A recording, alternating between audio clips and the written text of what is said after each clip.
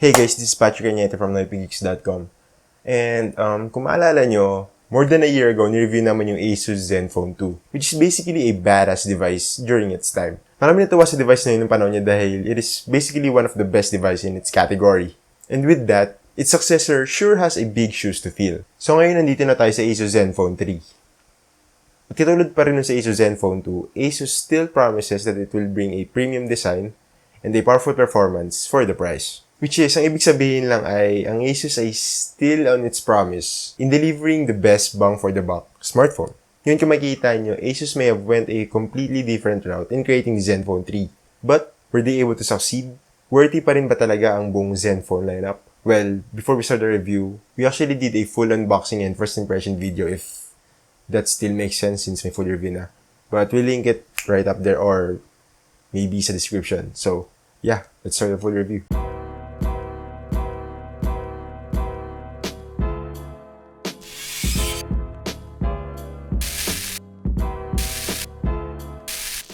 To start, the variant that we have here is the 64GB Shimmer Gold. The device is also available in Aqua Blue, Sapphire Black, and Moonlight White. Yup, due to the new materials used, this new Zenfone device is now also being offered in gold.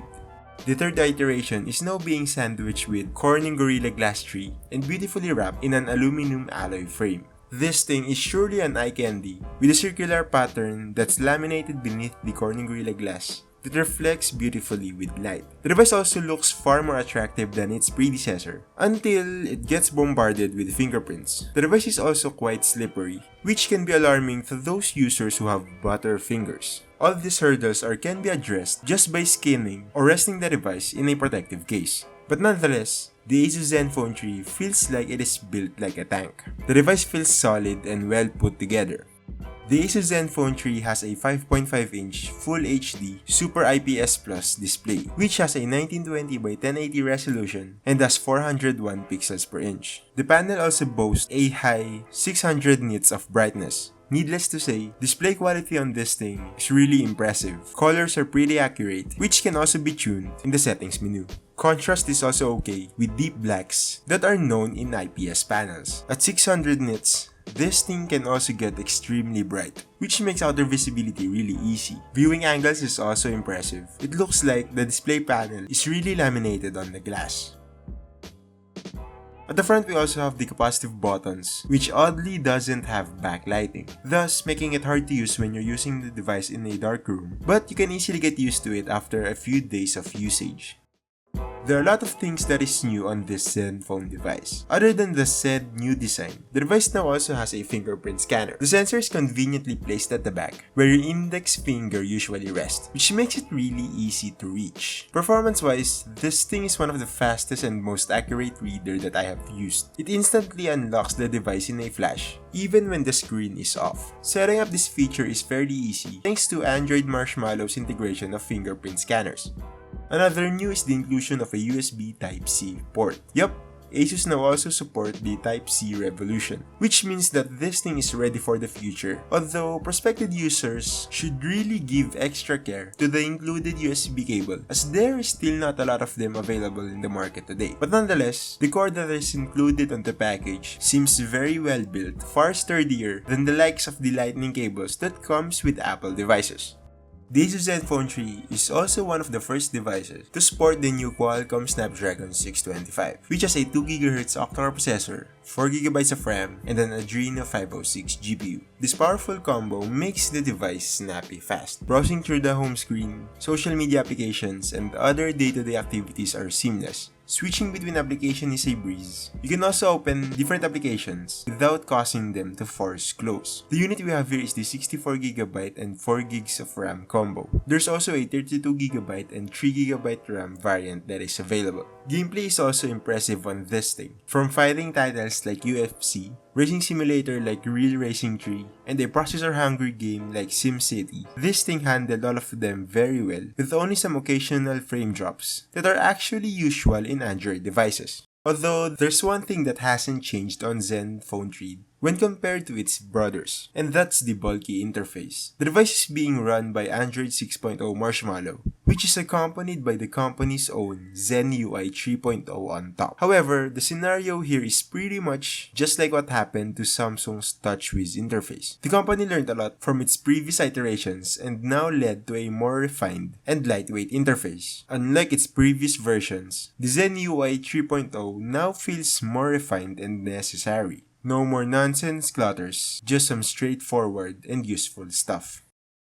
The ASUS Zenfone 3 boasts a 16-megapixel Sony sensor on its primary lens, with an aperture of f2.0, laser autofocus, 4-axis optical image stabilization, and a dual-tone flash. Quality-wise, colors do pop a lot, but not too much, which makes everything still looks natural. Contrast is also impressive, the depth of field is spectacular, and sharpness, as expected, is really on point. Every detail is crisp. Pictures taken at low light scenarios are also usable, although grains and noises are now quite visible. But still, it is incredibly good for a smartphone. Probably the only weakness on the camera that I have noticed is the dynamic range. Dark areas can go completely pitch black just to compensate the highlights. However, it can easily be fixed by enabling the HDR mode. The front-facing camera sports an 8-megapixel sensor with a 64-degree wide-angle view, perfect for group shots.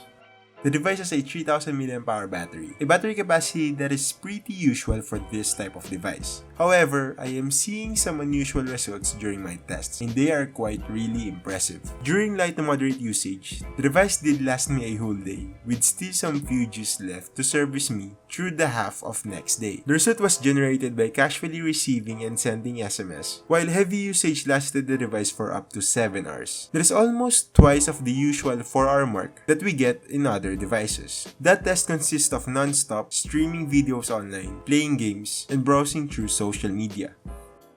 Now, verdict time. Katulad na lang ng ASUS Zenfone 2, napabilib rin ako nitong ASUS Zenfone 3. Which is basically because ang laki na yung step up ng ASUS sa paggawa nitong Zenfone device na ito. Itong buong Zenfone lineup is actually para sa mga tao na naghahanap ng bang for the buck na item, like sinabi ko kanina. At itong Zenfone 3 still carries that philosophy. For the price, we're getting a metal construction with back-to-back glass. Meron din tayong large and sharp display. Very capable na camera. Sobrang bilis na fingerprint scanner. Tsaka ano pa ba? Of course, yung processor niya. Sobrang bilis for gaming and multitasking and all the stuff. Plus, of course, yung battery.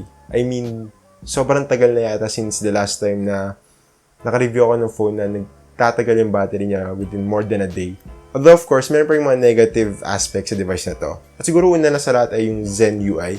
Although, gaya yung sinabi ko kanina, yung 3.0 is medyo trimmed down na. Medyo magaan na siya gamitin.